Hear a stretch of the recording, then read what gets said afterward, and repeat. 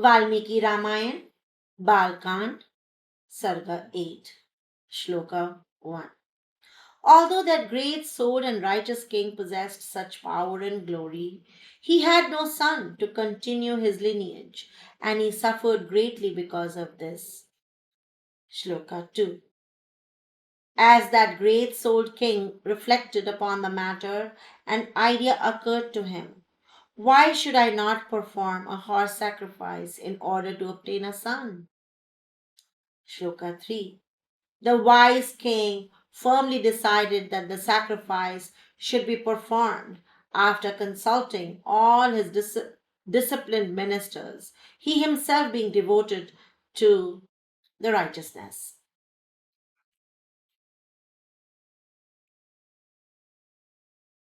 Shloka 4. Then the exceptionally glorious king said to Sumantra, the foremost of ministers, quickly bring all my spiritual preceptors together with the family priests. Shloka 5. Then Sumantra, acting swiftly, departed with rapid steps and brought together all those learned men who had mastered the Vedas. Shloka 6. He brought Suyajana, Vamadeva, Jabali, and Kashyap, the family priest Vashisht, and the other foremost Brahmins. Shloka 7.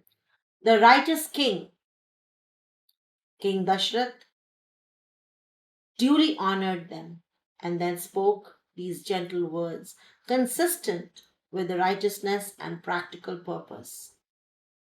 Shloka 8. For me, continually grieving because I have no son, there is truly no happiness.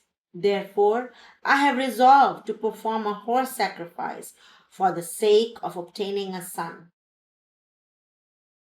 Shloka 9. I wish to perform that sacrifice according to the procedure prescribed in the scriptures. Please consider how I may attain the object of my desire. Shloka 10. The Brahmins applauded his words, saying, Excellent! All of them, headed by Vashisht, praised the proposal spoken by the king. Shloka 11. Highly pleased, they all addressed Dashrath with these words. Let the necessary materials be assembled, and let the sacrificial horse be released. Shloka 12. Let the sacrificial ground be prepared on the northern bank of the Sarayu. O ruler of the earth, you will certainly obtain the sons you desire. Shloka 13. For this righteous intention of obtaining sons has risen within you, hearing these words spoken by the Brahmins, the king became delighted. Shloka 14. His eyes overflowing with joy, the king addressed his ministers. Following the command of my preceptors, let the necessary material be assembled here. Shloka 15. Let the horse be released under the supervision of capable guardians and accompanied by the officiating priest. Let the sacrificial ground be prepared on the northern bank of the Sarayu. Shloka 16. Let the preparatory rites also be performed fully according to the prescribed rules and procedures. This sacrifice can be successfully performed by any ruler of the earth.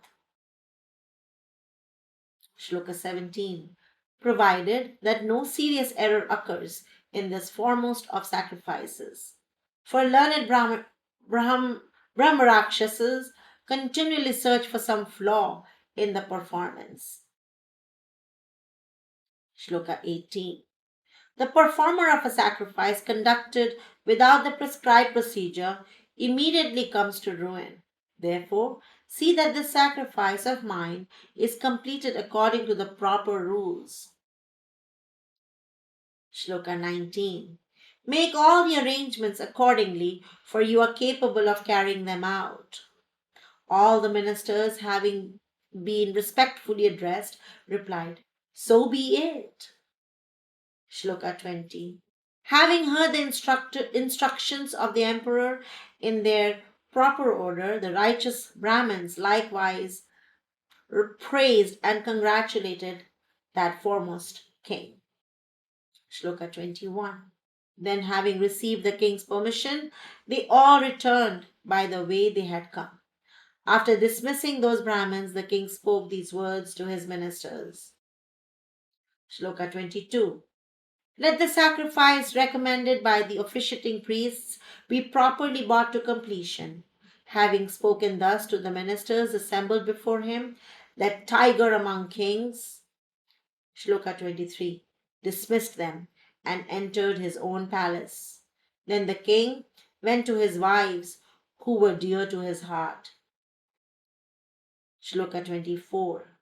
He said, enter into the consecratory observance, for I shall perform a sacrifice to obtain a son. On hearing those exceedingly pleasing words, the radiant queen's lotus like faces shone like lotuses blooming at the end of winter.